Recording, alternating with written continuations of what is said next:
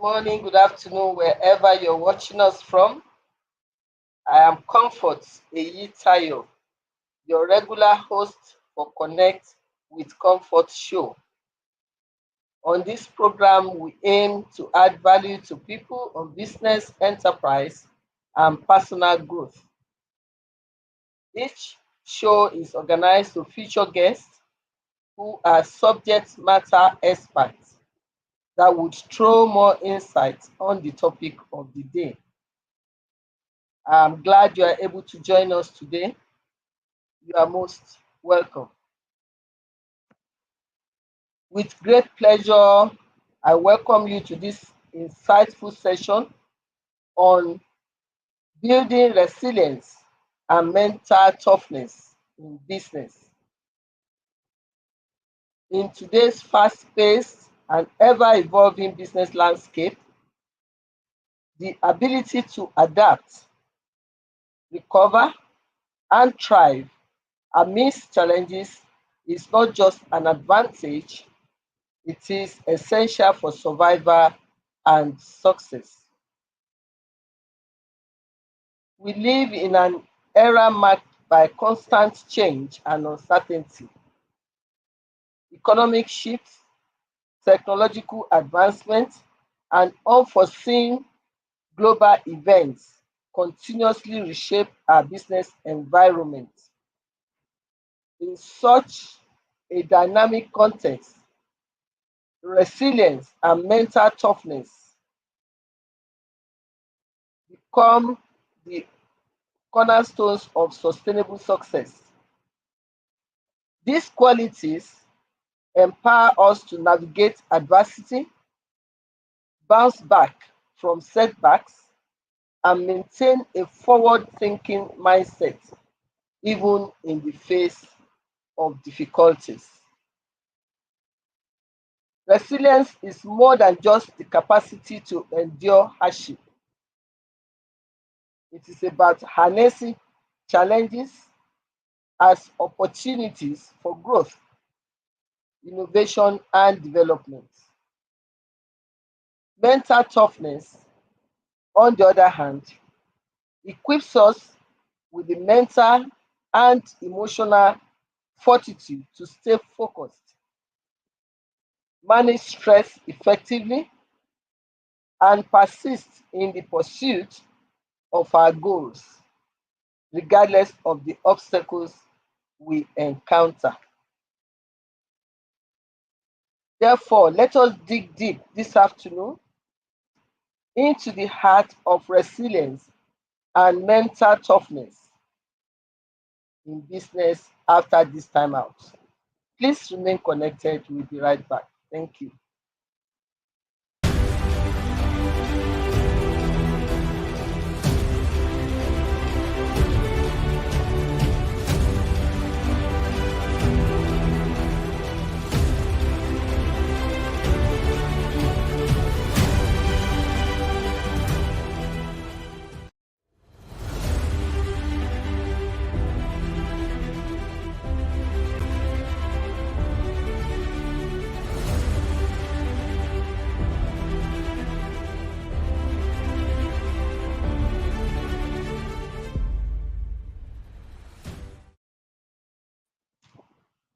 You're welcome back. Our special guest is already in the house with us. And our special guest for today is no other than Emem Opashi. Emem is an avid ambivert. And for those of you who may not know the meaning, like I just learned, is the in between the extrovert and the introvert. So, an avid ambivert, she is an educator, creative problem solver, learning development consultant, and advocate for education as a lifestyle for all. She believes everybody should be in the education space because we need to continue to learn.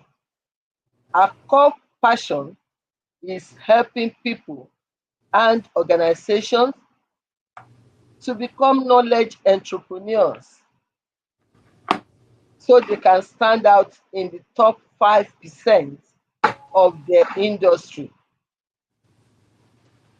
Enjoys connecting with people by creating unique global platforms for networking where growth, collaboration, and learning experiences thrive to become tangible assets. She brings together her expertise as a certified project management professional, instructional designer, creative breakthrough coach, trainer, and event leader to improve individual and organizational performance. I'm sure with that a brief profile of our guest today, you will agree with me that we are in the best hands for this very interesting topic. Please join me in making welcome Emem Opashi. Thank you very much, Opashi rather. Thank you very much, Emem, for agreeing to spare your morning. She's actually in New York, so you know what that means with the different time zone. For agreeing to share your morning, Sunday morning with us in order to impact knowledge and share experiences with our online audience. We appreciate you highly. You Thank are you so most much. welcome to connect with Comfort Show. Thank you, Ma. Thank you for having me. It's a great honor. Thank you. Yes, So, Ma. without much ado, we will go straight to our interview segment by asking for our audience to be able to understand what resilience and mental toughness means. What are the key components of resilience in a business context? All right. Thank you. Thank you once again. It's really great to be here. It's an honor and really interesting topic. So I think resilience in a business context, there's so many aspects to it, especially for us running businesses in Nigeria, in environments like Nigeria or any part of the world. We're in a very volatile, uncertain times. And so resilience is the key components. It's when it comes to an organization is being able to understand how to recover or withstand disruptions, adapt to changes, and then continue to grow and thrive. So like these are some very important aspects to it. And other components would also, for example, would be establishing a strong, resilient culture in your organization. So that means that the whole mindset of your whole team, and when it comes to business, starts with the leadership, being able to establish a resilient culture, even having leaders who are committed to ensuring that resilience is the watchword of every single person. And then I think one thing that comes up when it comes to resilience is also being able to handle risks. So managing risks and being prepared. There's quite a number of them, but I can talk more about them maybe later. But I think those two are they're quite important. Because it really starts with the leadership, being able to establish that culture and ensuring that they're committed to continuing that. So when it comes to resilience in a business environment, it starts with the leadership, and then you're passing on this culture to your full team. You're making sure it's the watchword, and then you are ensuring that you are continuously putting strategies and tactics in place to be prepared for any risks that may arise. And of course, there's always those words of adaptability, flexibility, also that come into it. So yes, ma'am. Thank you very much. We've been made to understand that leaders have a lot to do when we talk of resilience in building the culture and making sure the culture of adaptability, flexibility, and determination, shared determination in the face of tough time, not to give up, to continue to weather the storm until you have a breakthrough. So I think that is very, very clear to all of us. So how does mental toughness differ from resilience? Because we have talked about determination, so you can call that part of the toughness. So how does it differ from resilience, and how are they also related? This is good. This is like jam questions. Yes, ma, well done. So I think mental resilience for me, I see it as the same term word as grit. It also means grit. That's a word that we use more often. Mental toughness is more of a personality trait. It's something that is um, I don't want to say it's I think it's developed. Mental toughness is developed. So some people, most people probably are not they don't start off that way, but it's something you have to grow and develop. And it's a personality trait that enables people to function consistently under pressure and stress. Now when it comes to resilience, another word that I use for resilience, I call it bounce back ability.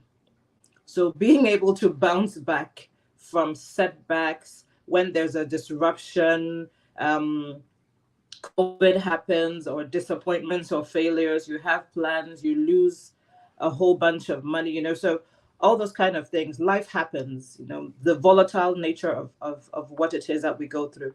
So resilience is being able to bounce back and use that mental toughness that you have developed and that you are developing to create, coping mechanisms and strategies and use them. So they're very related. I'm sure people will probably use them interchangeably. Interchangeably, yeah. Yes, yes, They are actually related, because without the toughness, yes, it's difficult to portray that resilience. Is the toughness that does not make you to give up in the exactly. face of adversity. Yeah, thank you very Mm-hmm, much. yes. Now, we let's situate all this in terms of business, the importance in business. Okay, ma. Why is building resilience and mental toughness critical for business leaders and employees? Okay. Okay. Like something similar to what I said earlier. The business environment, no matter where you're starting this, and no matter what stage you're at, we are always going to be hit with something. There are always going to be uncertainties. There's always going to be um, innovations or disruptions that would shake up your whole industry. There is always going to be someone doing something differently. There may be government regulations that may come up. So, as much as we have plans, you invest, you've done your research, resilience is vital. You have to have resilience as again, I'll use that word again as your watchword. Culture. Yes, as your culture. It has to be your culture, because really anything can happen. And you know how it is, we pray and we do all the trainings. Many of us we have plenty masters and certifications. But when push comes to shove, this culture of what's the first thing that comes out of your mouth when something happens, the world, here there was an earthquake here last month. Never been in an earthquake in anywhere in the world in where I have been.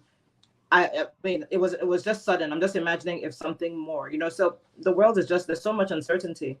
So that resilience must be in your culture, and you have to be able to virtually practice this, whether it is repeating the same thing every day to get it ingrained in your mindset.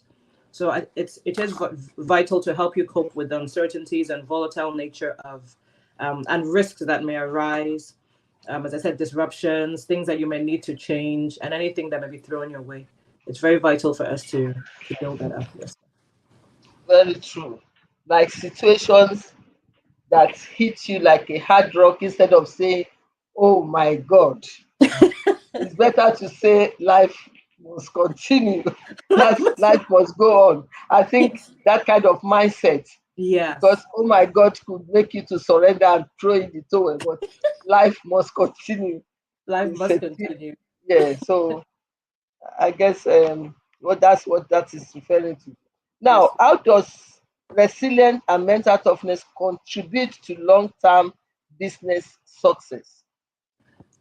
I think what it does is that these two traits or characteristics or competencies are where we can link them to the term sustainability and having like a business continuity plan. And so when you have a business continuity plan, for example, you're looking at contingencies, possible risks. You're looking at how to mitigate any possible risk that may come, um, or what strategy you would use, to handle these risks. So I think they form a very, very vital part of this mental toughness and resilience. They form a very vital part. And now you're even saying this thing. I'm just thinking in my head, really, now we're talking about this. I'm thinking of my own organization and wondering how much how much support or how much do I put this in to my team to keep, because we just sometimes things just happen and we're like, ah, this just happened, and and you're running up and down, so now you're actually asking this question. I'm thinking about it in my own way. So I think it contributes to long-term business success because it helps you have a bit more of a functional kind of way of thinking. You're ready when things hit you. As you said, you're thinking in your head, okay, life happens, these things happen, what are the next steps to do? You're thinking in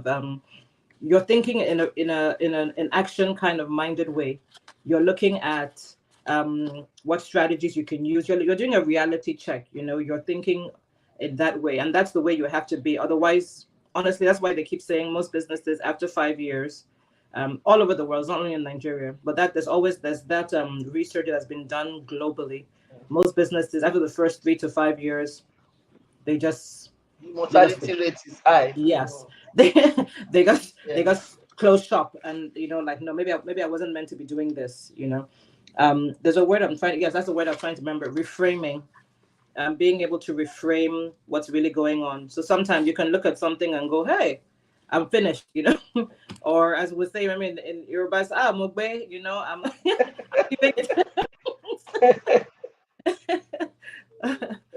Yes, but or you can come up So with I think we can liken it. It's akin to what we say that tough time does not last last, forever, but but tough tough people do. people do. Yes, but Because when we talk of uh, how does it contribute to long-term business success, yes, you sir. just have to be tough. Just like you said, the statistics are there that Yes, for most small businesses have a lifespan of between 3 to 5 years. 3 to 5 years. It's, Yes, ma'am. it's only those that we weather the storm and stick it out that exceed that year, because most of them get overwhelmed and then they close shop. But Yes. when you have that toughness in your mind that I'm just going to succeed, Hmm. come rain, come shine, then it will contribute to your long-term business. Because we need to drill this down so that our audience will know the linkage of Between these to them. their businesses, and Mm-hmm. to Mm-hmm. understand that they just don't give up easily. Tough time definitely is part of life, it will Yes, come, ma'am. but you have to be a tougher person above the tough time for you to outlast tough time. Very I true. think that's the That's very true. lesson that Yes, one ma'am. is giving us. I agree.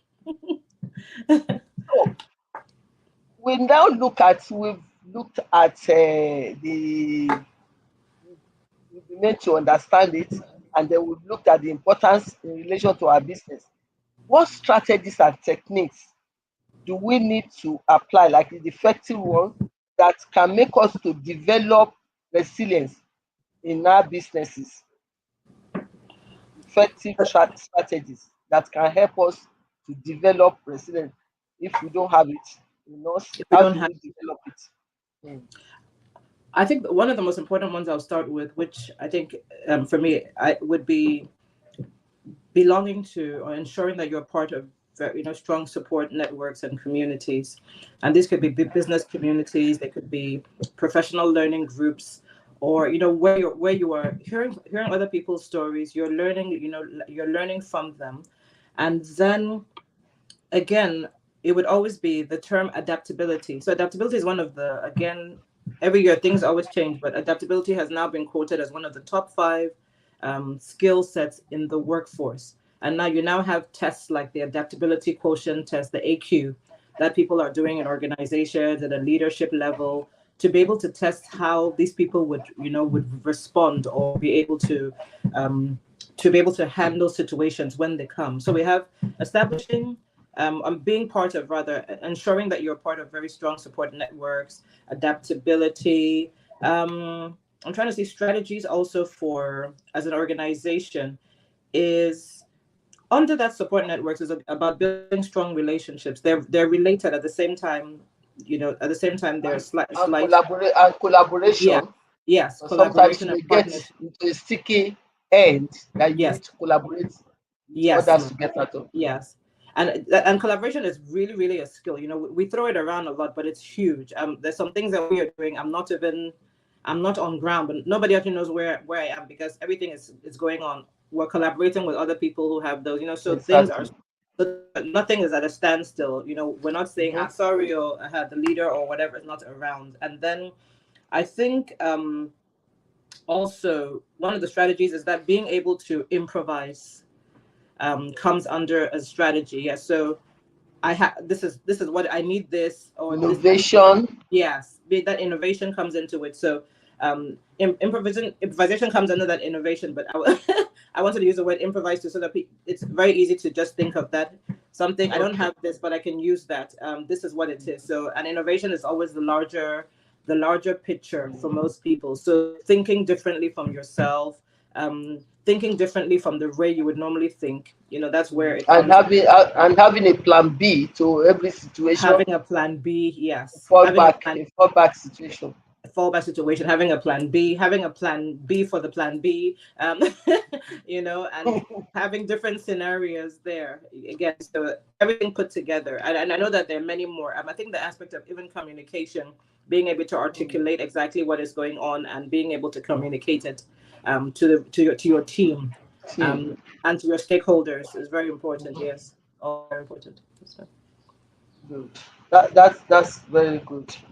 Now, as we know, challenges are part of life, yes, sir. and either you call it challenges or obstacles, they are one and the same.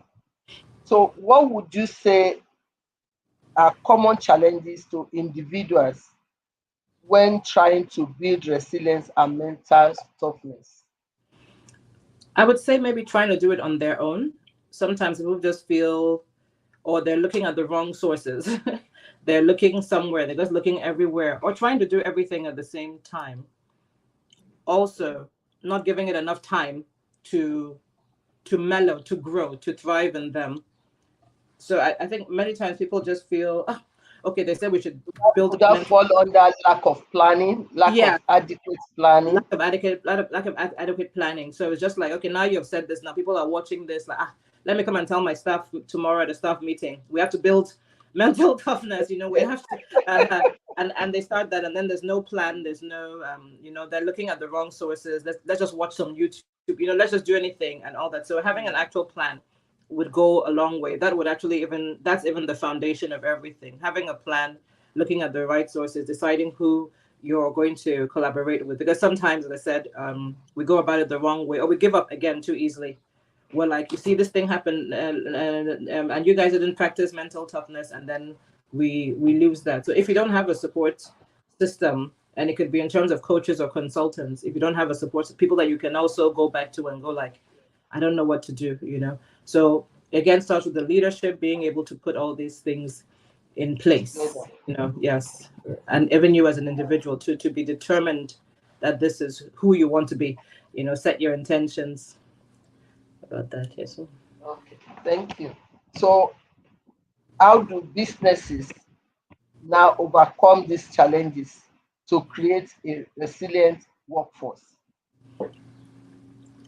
I think businesses and organizations, for business organizations, they would, on the go learning, as you call it, like in instructional design or learning and development, that on the go learning where there are real life case studies. So we don't always have to wait till when there's a training. We have our staff training or we have retreats. You have They can your, simulate. you They can can simulate simulate a things. Yeah. situation. Yeah. Yeah. So within the organization, you can look out for current trends, case studies, so that for example, your staff meeting shouldn't be only about this person said this and whatever it is. They can be very functional. We can talk about something that happened in the news. How do we apply this to our own organizations? Something that happened within your own organization or your industry.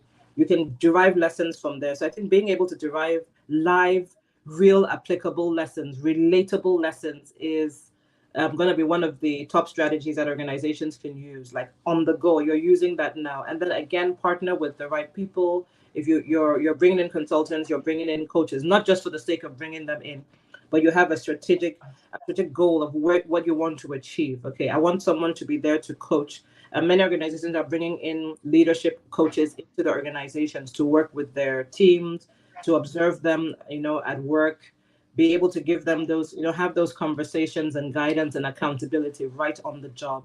So there's, yes, a lot of things that you can do. So if you're bringing in experts, don't just bring them in. Even for us, when people call me now and say, "Oh, come and train my staff," they're just totally useless. I don't know what they're doing.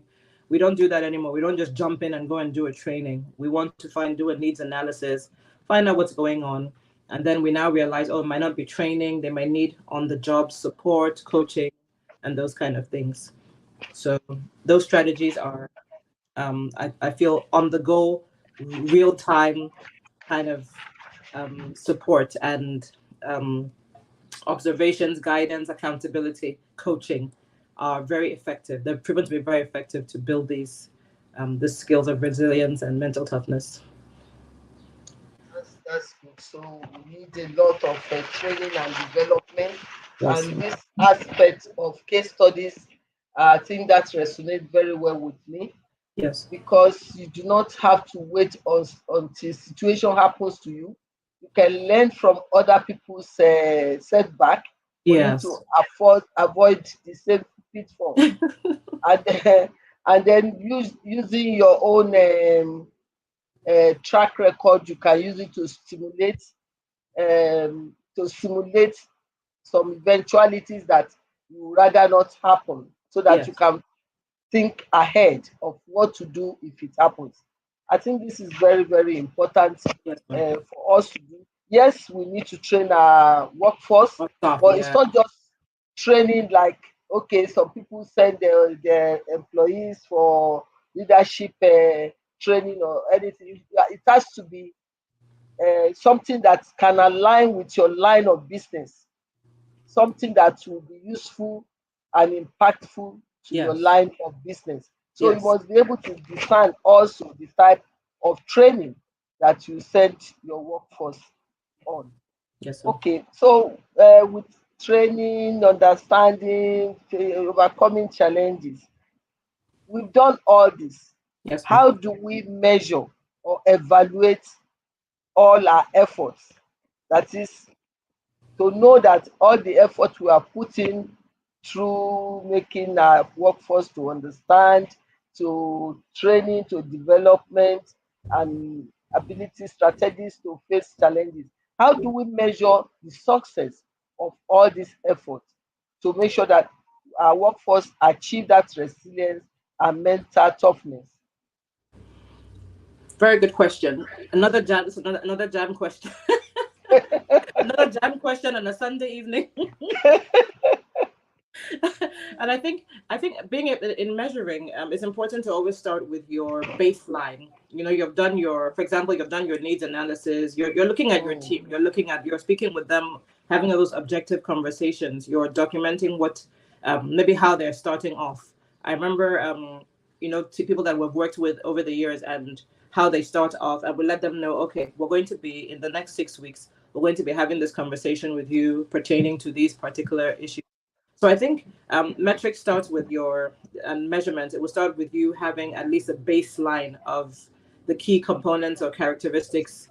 Yes, expectations. expectations. So you have those. Your I don't want to use KPIs, but we can use KPIs. But you have your basic things. This is what we're looking at. This is what's on ground now. This is what we're seeing in terms of our organization. So that as you're observing, when you're having this in the next 6 weeks or the next 12 weeks, you're looking at it again and say, oh, actually, we observed when this situation happened, when an angry customer came in, when the government closed down, said something about closing down this, people responded in this way.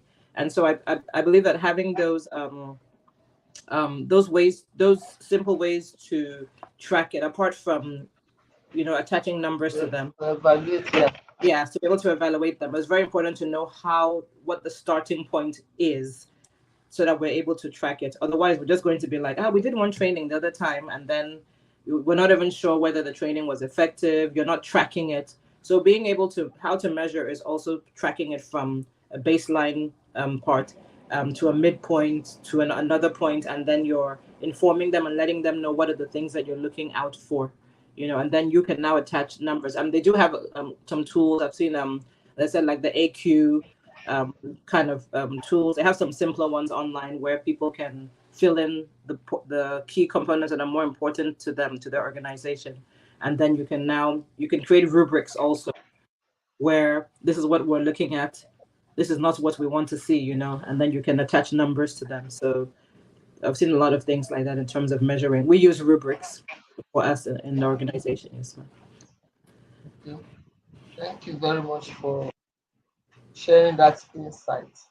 Now, how does all this impact organization culture?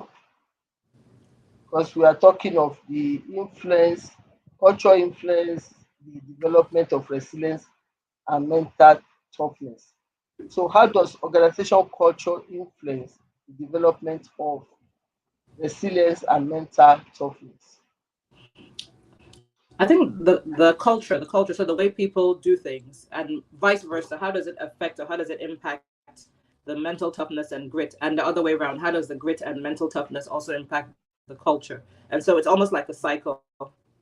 It starts with the kind of people that you're bringing into your organization, and the kind of message that it could be based on your core values, it could be based on the kind of messaging and the way people just do things in the organization. And so you want to make sure that the mentors or the people that they're looking up to, or even just the leaders, are really demonstrating this culture that you're speaking about, because a culture is such an intangible, but is one of the strongest things that can make or break an organization. And so I remember for us, um, we have quite, we had quite a large, when we're running, we had like four organizations running together at the same time. So we had a large workforce, and all the way down to the security guards and drivers and everyone, we found that we find them saying similar things like, that person doesn't fit into our culture. And someone will be like, what does security man know about culture? What's he talking about? you know, or would hear the driver say, I know you said you wanted a junior staff, a cleaner, but that one doesn't fit into our culture. And I'll be like, what do these people know? But they said, yeah, it's a word that we use a lot. Yes, and they can see the way we do things. They can see the way Mm. there's a very friendly, kind of Yeah, you simple. relate. Mm. Yeah, we relate with that. So it's important to even understand what your culture is in the first place, so that you know how functional it is in terms of mental toughness. So we had a very friendly kind of, which is good at to a level. When things really hit, um, when things really hit the business at some stage, because we realize that everyone can't be all soft and very emotional, and so that was not very functional to where we needed to be. We needed to bring in a bit more toughness. We needed to enhance some of the skills from people who had a bit of that personality trait, give them a bit more what do you call it, a bit more customer facing kind of role. Strength. Yeah. Yes. So there's a lot of adaptation, and then so it's first of all important to even understand what your culture, your organizational culture is, and how functional or toxic it might be, and then make the necessary changes that to be able to get you to that place where you are actually aiming to be, that would help you meet your goals and aspirations. So I think that's quite important. Thank you. Even the aspects you mentioned that down to security man talking, oh, this person does not fit Yeah. into the system. Yes. It speaks to one good trait, which is inclusion. Yes. Inclusion helps very well in this instance, because then people are made to understand what you stand for, what are your core values in this business, Yes, ma'am. what is acceptable, what is not acceptable, what doesn't work for your organization. And that way, everybody can fit into the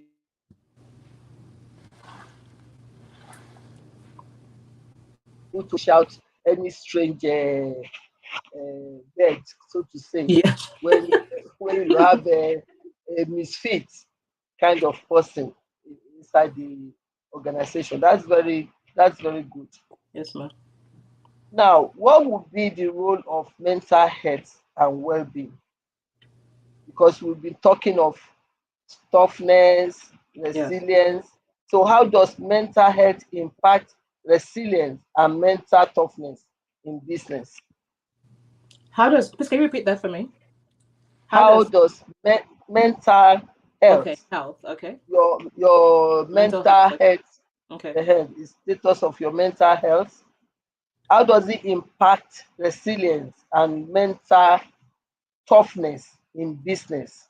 Ooh, I think yeah, I mean your total well-being is a huge plays is a huge factor in Mm. that. So your mental health for organizations, when we do interviews, for example, or bringing in people, or even just our team, that's one thing we overlook a lot until someone has a breakdown or so. So I think mental health, how does it impact? It impacts it hugely. It's a major factor. If our team are not even self-aware, if they don't even know who they are, they don't even know their triggers, they don't know the things that, yes, what can throw them off. You'll be surprised. We've had staff lose it in an organization. I've had someone, we're having a meeting, and then she got up and she slapped someone, and we're all like, so you see this kind This of thing. Yeah, so this kind of thing. So I think mental health should not be a cliche in organizations. People just say it and go, all this mental health thing. No,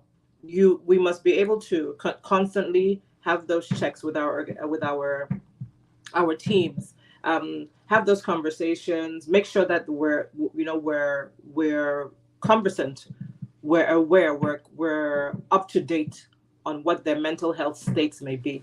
Okay, so some having things like mentors or any kind of support system. I know one of the questions you're asking me is looking at strategies for mental health, which we'll talk about in the next question when you ask me that. Yes. So, oh, is that frozen? Okay.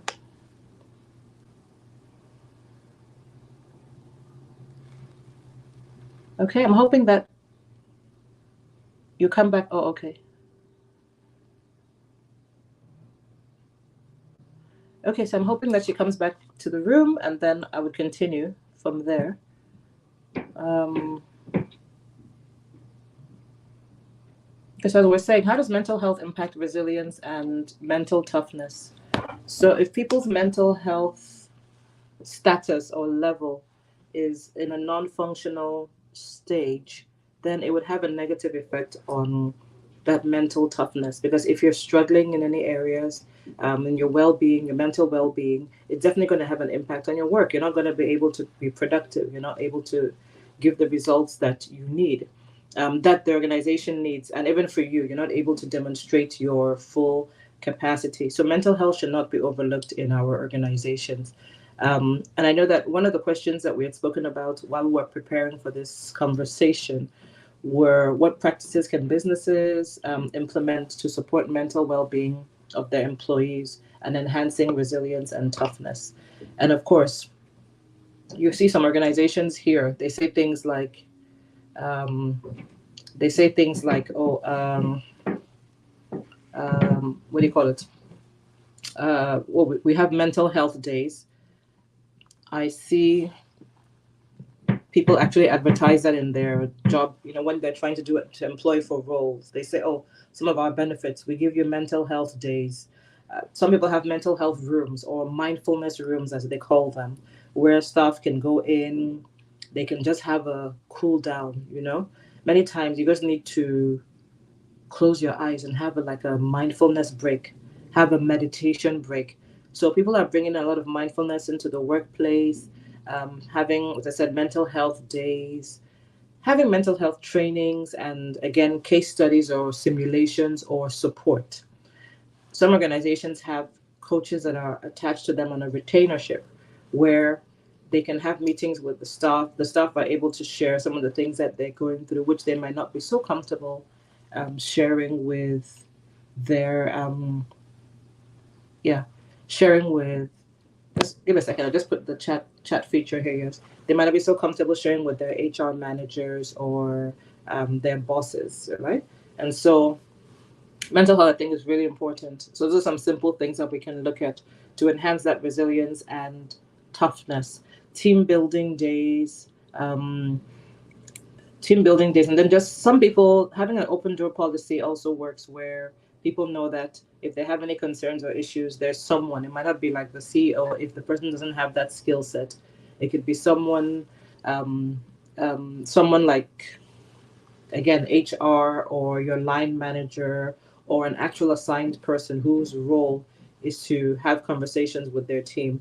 Some large organizations have helplines where you can call, and you can even call anonymously and say, "Oh, I'm having this issue. I need this level of support."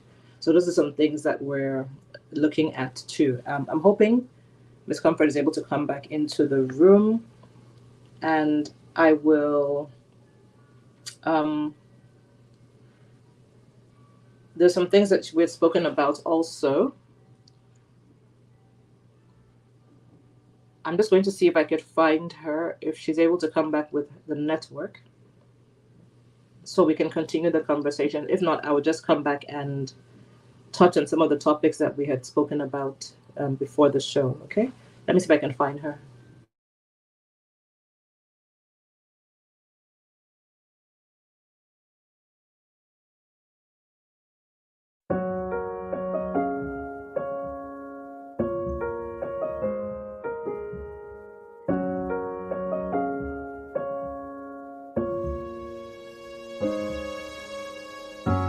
I wanted to give up.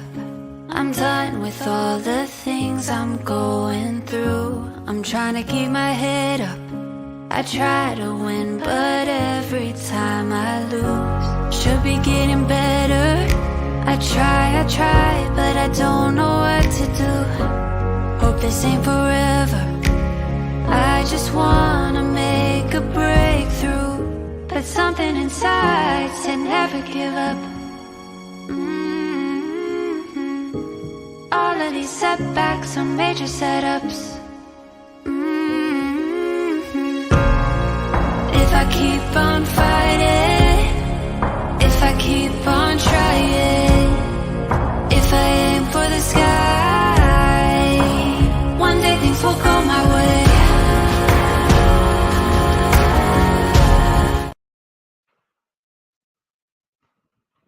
Hello, is the guest? Yes, ma'am. Okay, I'm here. I just welcome Can back. you hear me? Yes, I can. Thank Yes. you. I guess we are talking of mental health. We should be talking of network health. I really don't know what.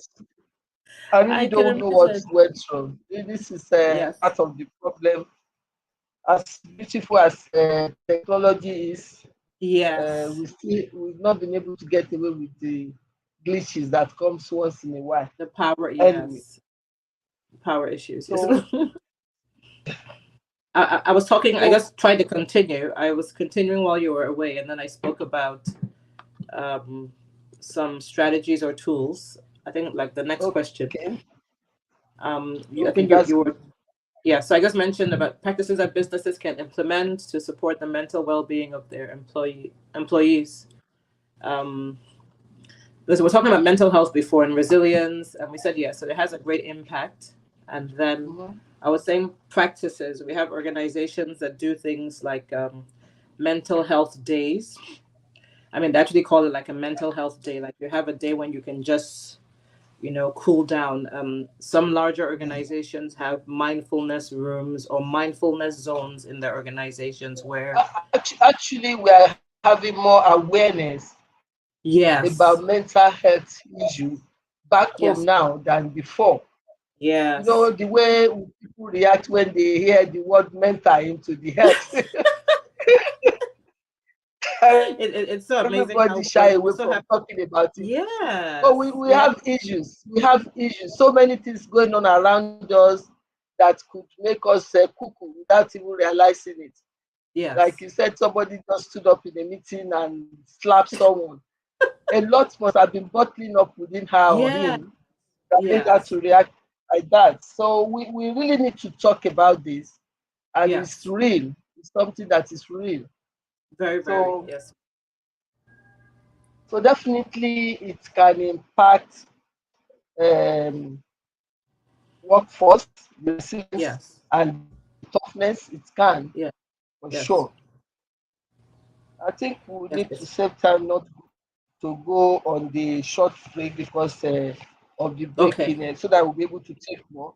So the Yes. next question is how important are adaptation and flexibility in building resilience and mental toughness in business? I Yes. think So this I is a straightforward question. yes. I mean, they're very vital. Adaptability and flexibility and resilience, they're all cousins, as we call, we call them. They're all related. They're in the same family.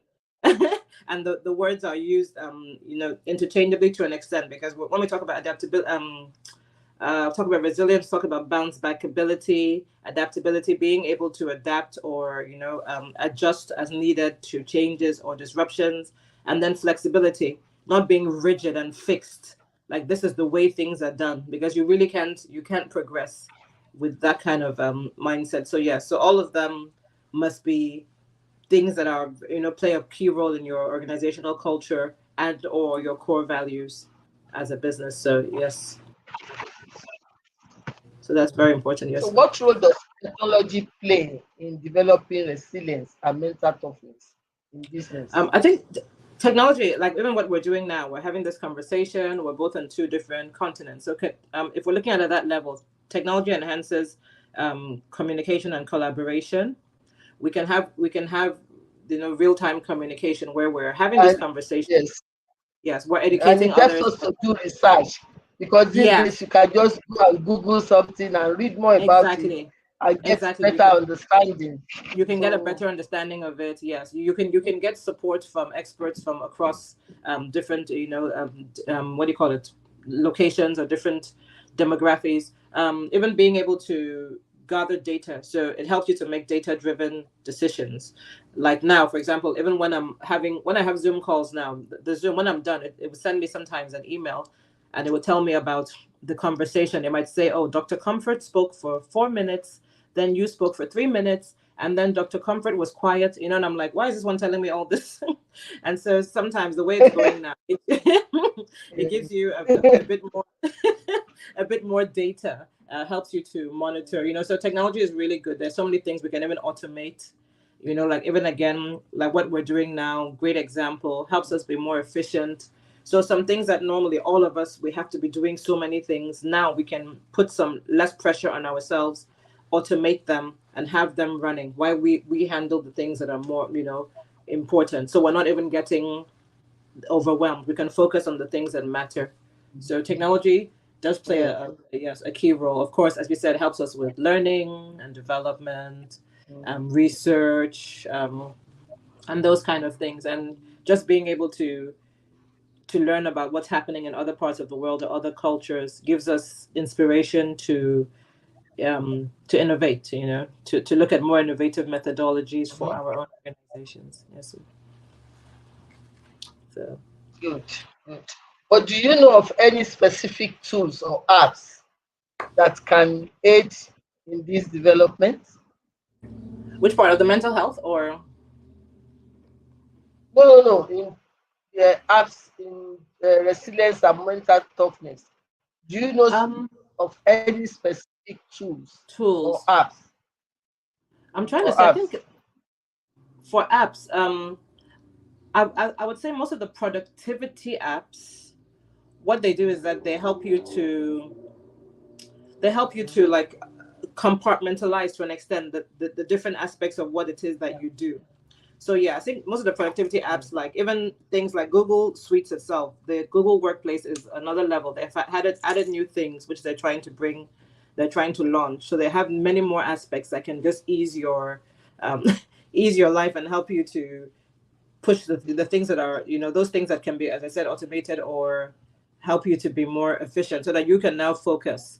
Because many times it's even just access to information or data that would help us with this adaptability. So there are a lot of suites, tools in the Google suite. So I had a meeting with someone 2 weeks ago, but I'm not familiar with their actual names. So I know that the Google Google for Work or Google Workspace, I think it's called. Yeah. They have some new things that they're trying to bring in. They're looking at ways to actually come into the continent of Africa and find better ways that people can pay for these services. So for me, I'm used to just anything that can help me be more efficient. For mental toughness, for me, there are lots of apps, like more of mindfulness apps. For me, mental toughness means that I give myself time to pause in the middle of my day. It could be something as simple as my alarm sending me a reminder just to step back, or to ask myself, how am I feeling? How are things going? How, just reflect on your day halfway into the day. So sometimes it's not even too far as downloading too many things. It's more of using the simple things you have, using your alarms to set timers or reminders to do a reality check of your day, and your notes and things like that. Yes, ma'am. Thank you very much, You've done wonderfully well. I wish we have more time on the show so that we can go on and on. But you've shared quite great insight into this topic today, and I'm sure our online audience have been better for it. I thank you once again for your time, for willingness to impact. It's part of Thank you. what we are doing is going to enhance some people's knowledge and even progress, because there are tips that they can apply in their business. That's why we say the program is aimed to uh, develop a business enterprise and personal growth. Thank you for being part of it. And Thank you thank you so for much. your time. I hope when we come knocking next time, you will not regard us as Oliver Twist. You oblige us. Oh, Uh, definitely. It's a privilege to be Thank you invited. very, very Thank, much. You are thank you. highly appreciated. Thank you, man. Nice meeting you too. Nice being on Thank your you. platform. Thank you. Thank you very much. Yes, ma'am. Thank. Okay. So quickly go to our wrap up section because time is fast spent.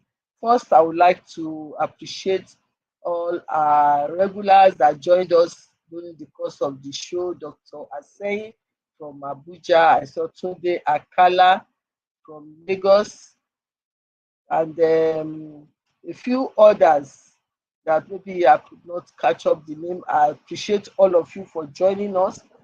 I will do a quick wrap up most of the things we've stressed so that we will know the import of what we are doing. We talk of the definition of it and the importance to business. We have gone through that too. But um, some key components that we need to be mindful of is being of positive mind, that is positive mindset. We should cultivate optimism and a growth mindset that will keep us or propel us to achieve, embracing challenges as opportunities for growth rather than threats. Adaptability, flexibility, our guests have spoken so much on that. Stress management, because that is part of our well-being. We need to manage stress so that we do not bottle up so much to make us to misbehave in the wrong place. We need to utilize techniques such as mindfulness, meditation, and physical exercise to manage stress. We should also maintain a work-life balance, not just work, work, work, so that we don't get burned out. Self-belief and confidence is also important because when you face challenges, you must have belief in yourself that you are going to make it, and that will keep you going.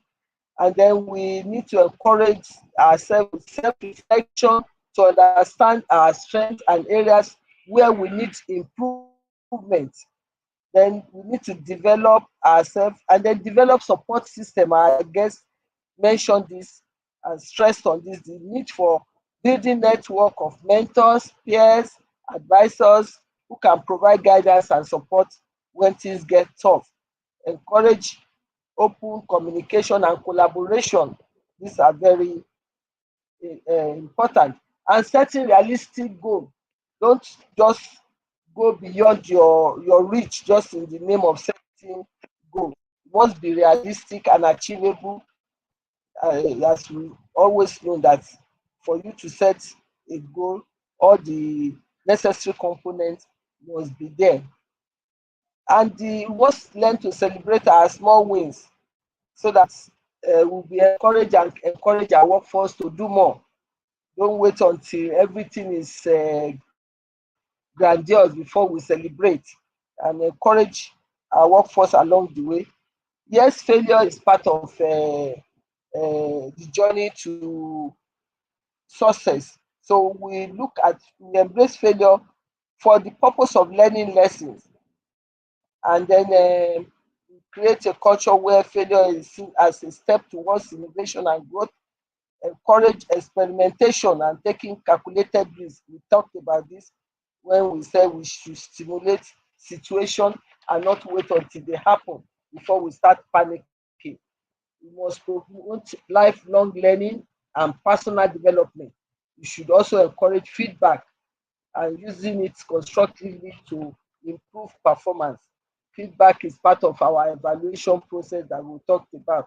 So as we draw our conclusion to draw this discussion to a close, it is clear that building resilience and mental toughness in business is not just an advantage, it is a necessity in today's fast-paced and ever-changing corporate landscape. The ability to bounce back from setbacks, adapt to new challenges, and maintain a positive outlook is what separates successful businesses and individuals from the rest. As we move forward, let us commit to embedding this principle into our daily practices and business. Let us be proactive in developing our resilience and supporting others in their journey. I'd like to especially appreciate you all, our online audience, for sparing time to connect with us today for this enlightening session on building resilience and mental toughness in business.